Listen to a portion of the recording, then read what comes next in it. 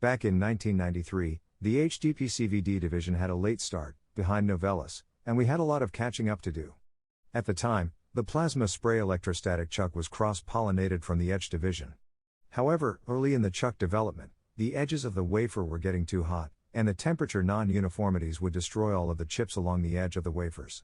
This happened because the wafer was slightly larger than the diameter of the ceramic surface, and the plasma was heating the wafer overhanging the edge of the chuck. The overhang concentrated the energy, so the edge temperatures took off. Since the metal underneath the ceramic is highly thermally conductive aluminum, there was no way to keep the edge of the metal cool in the outer 10 mm. So after considerable thought and thermal modeling, we decided to take advantage of a principle called free molecular thermal conduction.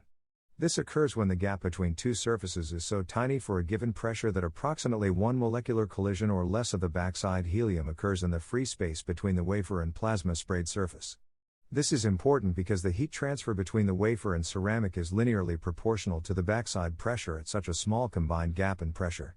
This meant we could control the heat transfer and temperature for a particular backside helium zone, much like how you can brighten or dim the lights with a dimmer switch.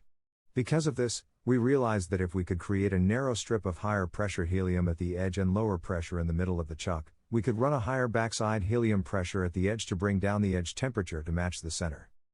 This was how the dual-zone backside helium pressure electrostatic chuck was born.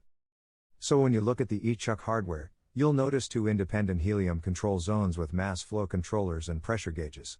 If you look at the E-chuck surface, you'll notice that there's a very shallow pattern, about 0.7 thousandths of an inch. There are outer and inner smooth seals to maintain the different pressure zones of the chucks. As long as there are no particles on the seals, we can maintain pressure differences to keep the wafer temperatures uniform.